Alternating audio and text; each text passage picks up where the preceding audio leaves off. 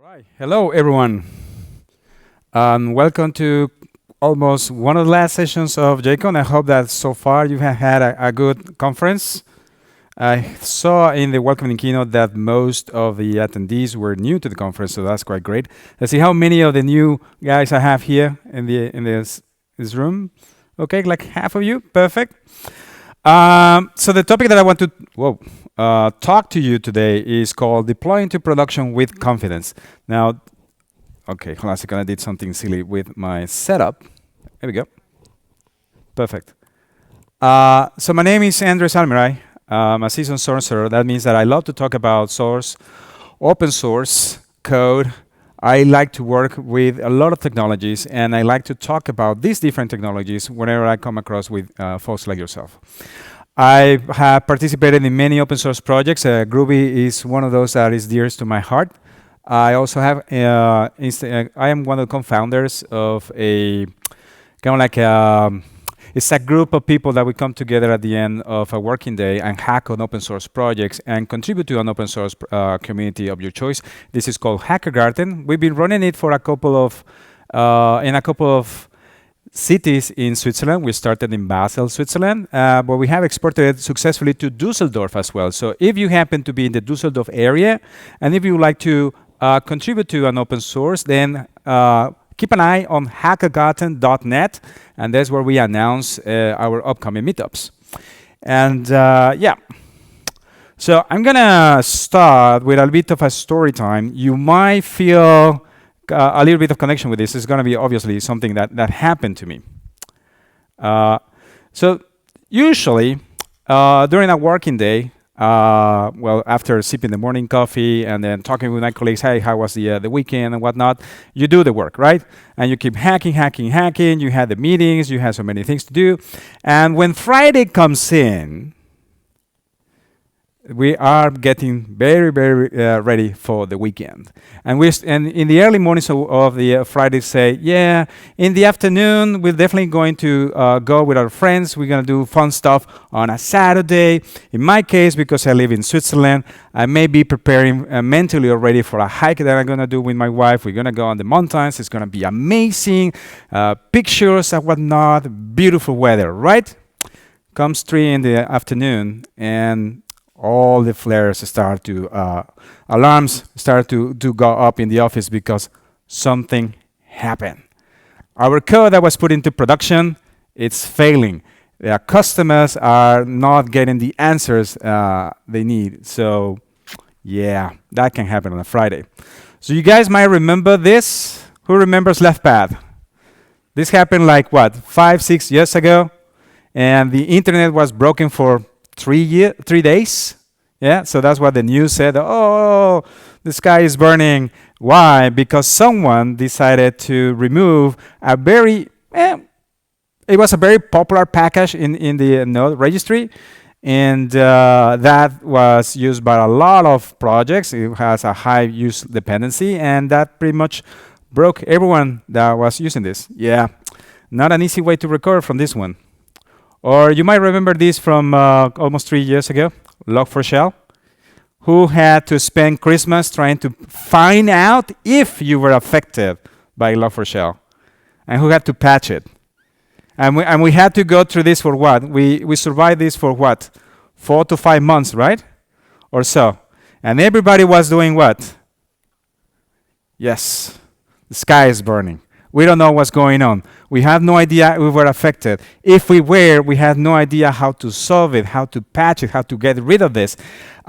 Some will say, oh, come on, that's easy. If you had that particular version of Log4j that, I think, what was it? Was it 1 to 12, something like that, or to 14, 16? And just remove it from your class pad and then put in the latest one that was patched. Yeah, that works if you know you had that particular version that was vulnerable. If someone, because I know I used to do this in the past, instead of using proper dependency management, we grab a jar file, rename it so it doesn't have the file, the version number in the file name, and we put it in source control because it's much easier that just grab that file, rename, boom. I don't have to keep track of these different changes, right? How would you know that you were affected? Even better, What if that particular version of the classes that were affected were shaded into your dependencies? So it was much, much harder to find out if you were affected or not. There are many ways that this attack vector work out. So of course, what happened is that we got the customers, we got the managers breathing our neck, trying to figure out, hey, when are you gonna fix this? Are you really affected? It is 5 in the afternoon on a Friday. I don't care. I need answers. We need to get our customers on board. We need to get them ready, right? We just cannot leave them hanging out to dry. We have to do something about this. Well, this was me, trying to figure out what to do. Some of us may have felt like that as well, because, hey, where is the information? Oh, this information is outdated. This website is not telling me exactly what I need to do. That answer that says how to patch this does not apply to my problem because it's not exactly the same conditions. Yeah, so we're just scrambling like crazy, trying to get things done as quickly as possible because there are so much breakages going around, right? So this is the problem. That at any point in time, and this is just usually it happens on a weekend. I don't know why, if we're not about to break on a weekend, but this can happen anytime during our development or experience during where we're working, right? It could happen on a Monday, it could happen on a Friday, on the morning, or the evening. So what can we do about this? And as a matter of fact, I showcased just 2 examples, LeftPath and Log4Shell, but most recently, what was it? Like a month ago that we got the XSet exploit, and again, everybody was going crazy. Are we really affected? And this and whatnot. So, have we really learned lessons? What can we do to ensure that when these things happen, because it's not a matter of if it's going to happen, it's a matter of when it's going to happen. We need to be ready. So when they happen, do we have a plan to come back and solve this situation? Do we have plans to prevent as much as we can these kind of situations? Can we minimize the attack surface so that these kind of problems will take much, much longer to appear? That is the whole point of this session. Okay? So we have these questions. What could have we done to prevent this? What could have been done instead of using this particular set of tools, use this other one? Or instead of using this set of dependencies, maybe use this other one? Or should we go with a complete new stack for this set of applications? Do we have to have a rewrite? Do we have to reconsider our choice of using a Spring Boot versus Quarkus versus Micronaut versus something else, whatever it is? What can we do? So there are a lot of questions that may be going through your mind. So what I can say is, what I would suggest is that look back at what happened. That is, who remembers how Log4Shell was solved? How do we patch it? Did you go through the patching? Were you affected? Or do you know someone that was affected? How did they solve the problem? Right? So that if something like that ever happens again, you can be ready. So let's look back at what happened.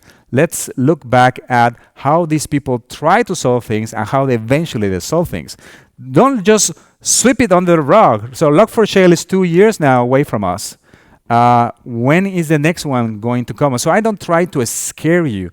I'm just trying to bring awareness that this is still a problem. But we can do it. We can solve most of the situations. We can put ourselves ready so that when the next thing happens, we know what to do. And for that, we need a different set of tools. We may need to upgrade and learn a new set of tools. So the first one is we are producing code, right? We are building production code, and hopefully everybody's already also writing test cases, right? Everybody's writing test cases? Yay, JUnit. TestNG, something else? Yeah, exactly. Good. I don't have to keep asking this question. I know that all of you write test cases. Great. But when we go into production, at some point, we need to do what? Usually is tag the project, tag the repository. If you are building a desktop application, a CLI, or you building a bunch of microservices, at some point, we need to build those binaries and do the deployment. How do you do that? Do you click a button on your IDE of choice and say deploy? I hope you don't. Do you automate this thing? Do you use scripts? Do you use Bash, PowerShell? Do you do things by hand? Do you have a to-do list of steps written somewhere in Confluence that someone has to follow? There are many ways to do this, right? But my suggestion is that automate as much as you can. Pick a solution that allows you to automate as many of the steps that you have currently in your release process. If your release process is not easily put into automation, that may signify that you are missing some tools. You may write those tools yourself. It may be just a set of Bash scripts, or it may be a set of other tools like the ones we're going to see today, or there may be others out there. So don't stop with just the things that we're going to see today. Shop around. Look around about the different things. Start Googling until you find the tools that may be able to help you get better at automation. Another important aspect of releases is depending on your use cases and your customer base and what kind of industry that you're working with, make sure that you have some sort of repeatable, deterministic scheduling. Say, if you are going to release at the end of every month, then keep doing it. Or like the Java team says, we're going to release a new version of Java every 6 months. That's the release cadence. Then go with that one. So that way, your customers, your clients can have a way to know this company releases their binaries every 2 months. And they do it on February, on April, on June, and so on and so on. That means that they had that confidence that it's May. The next month, they're going to release a new binary. Perhaps I have enough time as a customer to get ready to consume that binary. And if I'm not ready, I know that I only have to wait only 2 more months in order to jump into the next one. If we don't have this scheduling for our releases, then the customers will see that, hey, that fix that you promised me, that you said is going to come out in the next release, that's great, but when is it coming? I have no idea. And of course, I need to fix my stuff, and that's what I'm asking you for this, and so I'm paying for support, all these kind of things. So let them know when you are ready to ship your projects, when you are ready to ship to production. So just pick any period, and of course you can change it at any time. If you select 6 months and then suddenly say, no, we go scale down to 4 months, we want to go faster, or you want to go to 1 year, it depends on your company. It depends on what you're doing, but communicate those things to your customers. If you are producing binaries that should be consumed, let's say by developers or by end consumers, it will be much better, it will be ideal if those binaries were to be consumed in the distribution channels where the customers and the clients are used to. So if you put binaries in a package manager, for example, Homebrew, or Winget, or SDK Man, or Snapcraft, there are so many out there. But if you do that, those users that are accustomed to using these package managers will have a much better time consuming your binaries, consuming your production code. But as we go down that interesting graph, if you simply say to your users, hey, here's the repository, you're paying for the source code, right? So here you go. And then follow this laundry list of steps for how to build the binary, because you must ensure that you build the binary. You don't trust the binaries that I'm giving you. That's another kind of red flag, that some customers, that they buy the source code from you, if you happen to not be working on open source, sometimes they will not trust the binaries that you provide. They want to verify, they want to build their own binaries for various reasons. So trust is another thing that we have to keep in mind when we're dealing with the users. So telling them, hey, here you go, build it somehow, and then magic happens, actually not that much. So if you are working with Go code, there is a tool called GoRelease that allows you to automate a lot of things in your releases. But given that this is a Java conference, I guess not most of you are using GoReleaser. So for that, there is another tool called JReleaser. This one does work for Java projects and for any kind of project. Actually, it could work for Go as well. So the great thing about JReleaser is that it not only matches the same name as GoReleaser. What these two tools do is they tag your project. They can create a Git release, whether you're using GitHub Enterprise or GitHub regular open source, GitLab or GitLab Enterprise and Gita. And it can create release notes. It can create those files that package managers require for publication. They can also publish announcements to different distribution channels, such obviously Twitter or Mastodon or email, or send messages through an HTTP channel. It's up to you, depending on where you want to reach your customers and your clients. So JReleaser can do many things like this, and you only require a single configuration file. You can use it as a Maven plugin, you can use it as a Gradle plugin, or you can use it as a command line tool. You keep using the build tool of your choice right now, whether it's Maven, Gradle, Ant, or Cargo for Rust, or Node for NPM. Once you get a binary, you pair it up with a metadata file, which is the one that configures what you want to do with the tool. And then, as a result, you get a lot of behavior almost pretty much for free. So you don't have to use all of this. You only configure what you need. So both GoReleaser and JReleaser work in this way.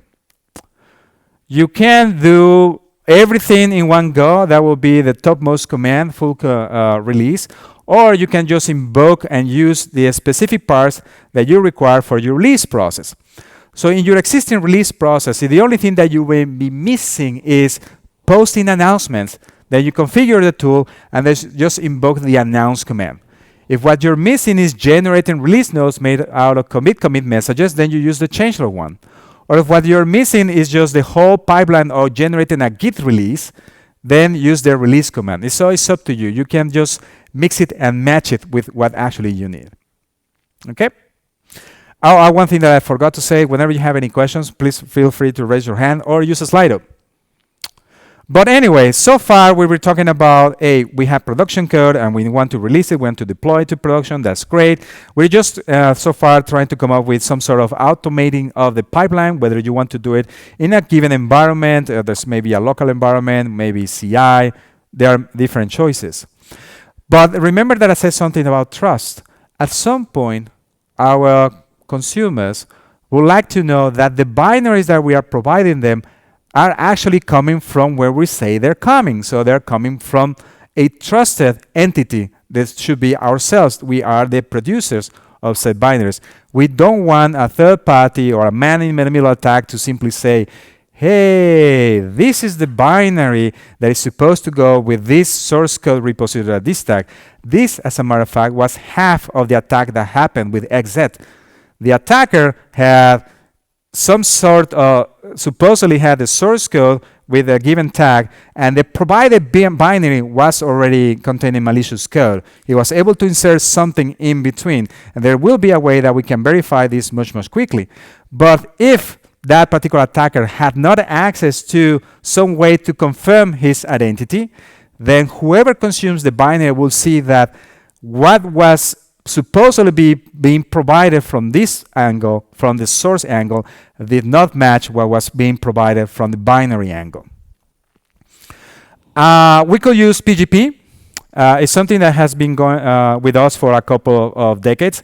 But in the last couple of years, I think is close to 4 or 5 years now, definitely before pandemic started, there is this project called Sixto. It's a new way from where we can generate digital signatures for anything you want to. They started by signing container images, but you can use them to sign any kind of binary, any kind of blob. So this is very useful for zip artifacts or jar files, which is what we do when we work with Java. So you can go to sixtor.dev to find out more information about this particular technology. What it makes it different is that they want to provide a way for automatic key management. How many of you know how to create a proper set of SSH keys from connecting to GitHub or GitLab? Who knows them by heart? I always Google how to do it. I don't remember the instructions. And once I do, how do you know? How do you make sure that you upgrade those keys? Right? It takes a while, and because we do it, what? Every 5 years, every 8 years, it's very easy to forget. So what if you don't even have to think about it? What if you simply say to assistant, hey, give me a key, and then you're done? That's kind of the simplification that Sixters want to do. It goes even to that way, in a way that says, hey, I know that you want to sign something. I will start a process to generate a key for you that has some sort of lifetime duration. It's really short, enough so that you can sign this. And once the signing process is done, that key is thrown away. Awesome. We got a binary that is signed, and then you say, Andres, now that you throw away the key, how are you going to verify that? That's kind of pointless, right? Well, not exactly, because they provide something else, this transparent ledger technology, which is called Fulcio. Every time that you sign something, there will be a public record of that signature step, who did it, and what happened, so that from that point, someone can do the verification. I have the signed binary here, and I have the signature record on Fulcio, and then I can do the verification step. That's the thing. You cannot do this with PGP. You have to have you have to import the keys, the signature of whoever signed the artifact, and then do the verification. And you have to do it for every single deployment environment where you want to do the verification. And finally, it's driven by the community. That means that there is actually a lot of companies, and there are individual developers working on these solutions to make sure that this makes a lot of sense, that it actually works. This is not just one company saying, hey, would you like to use my signature technology? This is actually a bunch of people looking to try to solve this problem together. You can sign and publish artifacts in the you sign artifacts using Sigstore, whether you generate the key or let the system generate the key for you, and then it's a throwaway key, and you can publish these artifacts in any way you deem necessary. I would suggest to use Go Releaser or JReleaser for obvious reasons, and that you can monitor the logs. You can see who is signing what, because all this information is public record. So in the end, what Sigstore strives to do is simplify the way that we can attach digital signatures to any kind of artifacts, so that we no longer have to think about how do I set up PGP? Did I choose the right algorithm? When is this key going to expire? How do I import my private and my public key? Oh, I exposed my private key by mistake by putting it on a Git repository and stuff like this. It has happened, right? So these are the kind of things that we want to avoid, and that Sigstore will try to solve in a different manner. But this is not enough. It's not enough to have a way to make our releases. It's not enough to have a way that I can say, hey, this is actually me, the provider of your source, or the binary as well. But also, it would be better as well to have a way to say, this binary that is being delivered to you every so often, every 2 months, and that I have signed with my own signature, so that you can verify that it's actually me that is providing binary. But what if the environment that I used to build that binary was compromised? Or what if my keys were compromised and someone is impersonating me?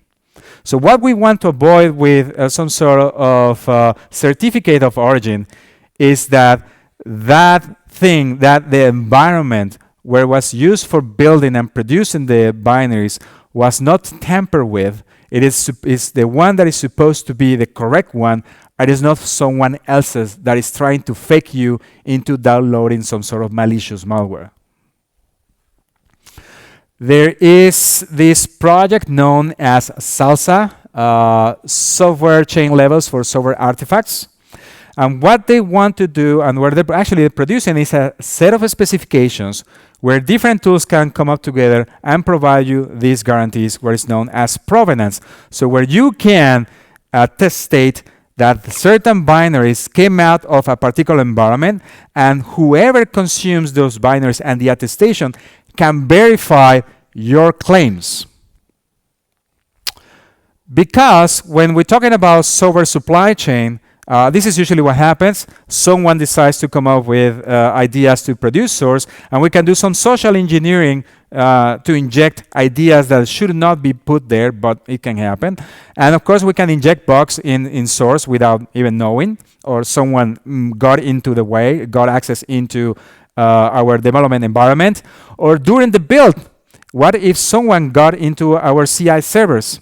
Do we actually know that? Can we actually tell if we are 100% protected? Or when the package was generated, did someone change the binary in some way? Did they alter it in certain way that we were not able to detect it, but of course it's going to cause trouble later? Or if we're consuming dependencies that have been already tampered with, how can we tell that our dependencies are the ones that are supposed to be, and they don't have any of the problems that I just mentioned? And this goes on and on and on, right?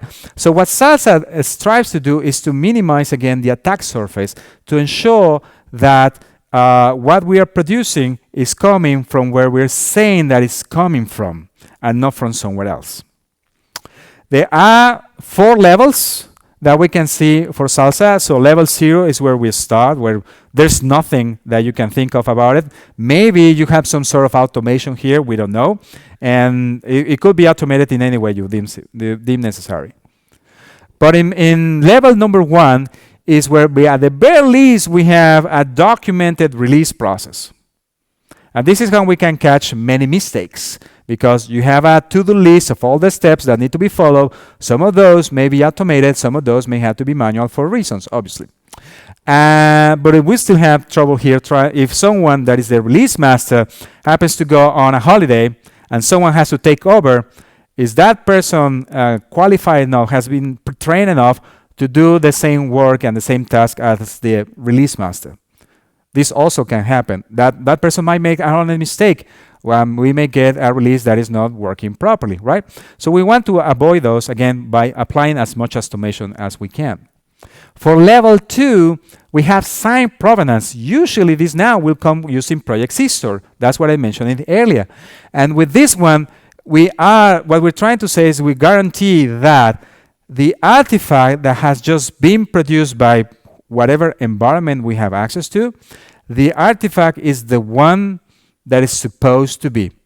It matches the source code, it matches the tag, it matches the signature of the person that is doing the signing, and it's coming from a given build platform, which most of the times will be under your control if you have access to those CI servers. And the last level is that you can ensure that besides all these things that I just said, that your build environment, all these different CI node servers that you're using, all those different software that you have installed in your CI servers are also pristine, are also what they are supposed to be, and have not been attacked, that you don't have any malicious software being injected into these things. These 2 projects, Systor and SLSA, are under the umbrella of the OpenSSF, the Open Source Security Foundation. There are a couple of other projects more. So this means there are a high caliber set of companies and players in this arena to ensure that everything that I just described happens. That you have access to the tools, to the resources, to the documentation, to information, so that you can make informed decisions and start to add those little things into your release pipelines. But once again, this is still not enough to deploy to production with confidence on a Friday afternoon, because there's one more thing that we need to talk about. Actually, there's 2 more things that we need to talk about, which is, remember what I said something about dependencies? How do you know that you are consuming a dependency that is good? that doesn't have one of those critical vulnerability exploitations, the CVEs. How can you tell? Well, you probably have heard by now about this thing called SBOM, Software Bill of Materials. This is basically a recipe of how you build the thing. Well, you don't put out the commands for the build tool, but what were those dependencies that you need in order to build the artifact? So if you're building a Java project with a Spring Boot, you will get the set of all the Spring dependencies plus, I don't know if you will put the test dependencies, but definitely you put the compile and the runtime dependencies for all the things that you need to build that particular thing. In this set of, in this document, which could have two different formats, it could be SPDX or it could be CycloneDX, whichever it may be, it doesn't matter. One of them has a little bit more information than the other. You can convert between one or the other. There are tools that allow you to do this. And I believe, I think GitHub, if I'm not mistaken, GitHub went with this one. So you can generate SBOMs on GitHub already. But so what we do with this thing is that we list all the dependencies, not only what is the name and the version, we also have a new set of coordinates. It's called the package URL, or PUR for short, because SBOMs work for all kind of ecosystem. It's not just Java. So you can identify something that matches the Java ecosystem. It could be a jar, or it could be a zip, or it could be a JavaScript library. It depends on the ecosystem once again. And another thing that it does is for each one of these dependencies, it will list the hash that matches the version that should match the tag for that version again, so that you can add verification. And we'll also list the license. So with this information, you can now see with a clear way what was needed in terms of dependencies to build the artifact that was provided to you. If you have any doubts on the licensing schemes that for the binary and for any other dependencies, it will also be included in this metadata. And you can do a quite trivial verification that the jar file that you got is the right version and it matches the hash. So you can download it from somewhere, do the calculation of the hash with a given algorithm, and see if it matches the one that it has registered in the SBOM. What is extra is that we can use tool, well, Sift actually is a tool to generate the SBOMs, but I now realize that I didn't include a slide for a tool to do the verification. There are open source tools and there are commercial tools that will read the SBOMs and then will do a match into security and vulnerability databases to see if any of those dependencies that you have in your metadata, in your SBOM, has any open register CVEs. This is kind of like the focus that people have been doing for SBOMs in the last 2 years, that almost equate that SBOM is the same thing as CVEs or vulnerabilities. Kind of in a way. But because again, an SBOM is just metadata of how you, or what the things you need in order to build your project, you can do more than just checking for vulnerabilities. You can do it for jar files, you can do it for zip files, you can do it for container images. There are many ways that you can use SBOMs. And there are, again, open source and commercial tools that allow you to generate, convert, and verify SBOMs. Just pick the one that works for you. I think this is the last topic that I want to touch, which is making sure that everything that we're doing is repetitive. And why would you like to be repetitive in this case? Once again, bringing the XZ exploit. The source code that is tagged in the repository does not match the binary that was provided. If the XZ library, the binaries, the repository was deemed reproducible, that means that anyone will be able to download a copy of the source code, create a reproducible build environment, follow the build instructions, and generate an artifact in my own environment, right? And if the build happens to be reproducible, then I can do a binary comparison, bit by bit, and check if my binary is the same as the binary that was provided by supposedly official means. If this is true, then we can guarantee that the source, my binary, and his binary are the same. We're good. But if this is not true, if there was a change somewhere, I can tell that either my reproducible environment was not correct or the binaries provided by someone else was not correct. So if we have more nodes to do these reproducibility checks, that would be much, much better. Now, there is a project known as Reproducible Builds, and the ideas behind Reproducible Builds started in the Linux distributions. There are some Linux distributions that work at the source level, so every package provided by the distribution has to be built from source, and they need some sort of bootstrapping to ensure that no one has been tampered with the C compiler or the linkage or some other things that are at the most basic level, so when you can start building everything up from top. We're not there yet. Not every single Linux distribution is fully reproducible, depending on the packages they put. And we can do the same thing. We can do similar checks in Java.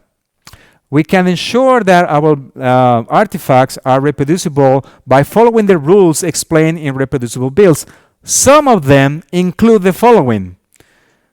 If you're building a jar file or an artifact like a zip file or a tar file, an archive like that, ensure that the entries in the archive have a deterministic order, have a reproducible order, most likely sorting them alphabetically, or sorting them using an algorithm that you know will be reproducible. Another thing is that the entries in these archives will have a timestamp. Pick a timestamp that is reproducible. It may be the Linux epoch. It could be the same Git time as the commit that was tagged for the release. It could be any date you want to, but as long as that date can be ensured and reproduced, then you're good to go. Just pick one. There is a tool out there called Diffoscope, which is the one that allows you to do these binary comparisons. Think of it as using git diff, but on binaries. And this tool can be installed in different ways. I think it's built with Python. And it gives you a nice, when you run it, it gives you a nice description, as you will do with git diff on text files, but in this case on binaries. It will actually trigger when the permissions of a given entry do not match. If an entry has executable permissions in one binary and then the other doesn't, that is a binary change. If one entry is in a different order or has a different name, obviously, or has a different timestamp, then Diffoscope will say, hey, here's a problem. Another thing that you have to take into account is the resources that go along with your binaries. JSON files, XML, YAML, text, all these structured formats where you can have two files that look quite similar. Semantically, they may be identical. That is, you have the same section but in different places in the document. Semantically, this is the same thing. That's fine. Syntactically, it's the same thing. Okay. But in terms of reproducible builds, these two documents are different. They are not binary identical, and Diffoscope will flag this. So when you're dealing with, again, JSON, XML, YAML, all these structured formats, ensure that they also are written down in a reproducible manner, so that the first section is always the first and the second is always the second, and so on and so on and so on. Okay. So I know that I have mentioned a lot of things.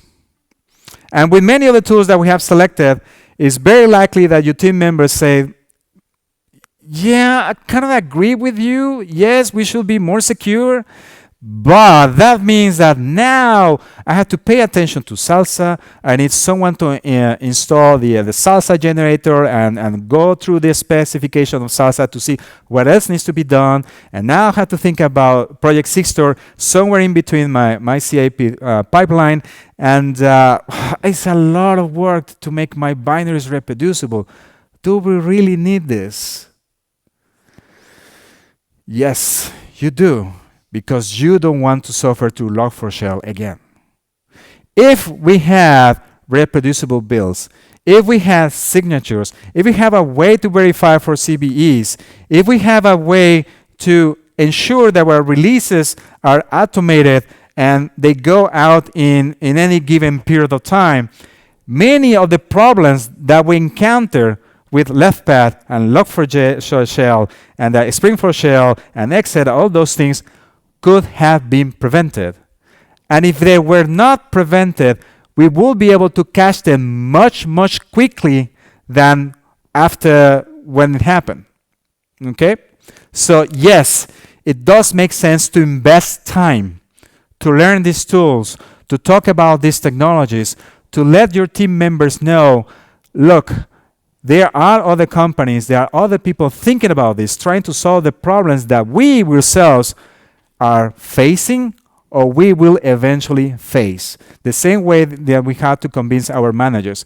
We definitely don't want to spend our weekends and our holidays on a Christmas time trying to figure out how to solve a problem that we may or may not have had because everybody's running like scared headless chickens. Everything that we saw today is open source. If you have not contributed to open source before, let me tell you, it's very, very easy, quite easily. You find a problem with anything that we saw today or any other library that you consume in your daily basis, file a ticket. That's it. Just let the people at the other side of the wire that something is not working properly, or that maybe you have an idea for a feature, and there you go. If you have the time, for sure, provide a patch, get into further touch with the other communities, and engage yourself into a way so that you can be a more active contributor. But you don't have to start like that. Just by sending a ticket, raising the fact that there may be a bug, something else working properly, that is enough. All right? So with this, I thank you very much for your time. And one more time, I really cannot stress it enough. Please have a look at all these different technologies and tools that I showcased. There are more. Shop around, look around, see how you can make your release process better, because I want you to have a much better experience and enjoy your weekends and your free time.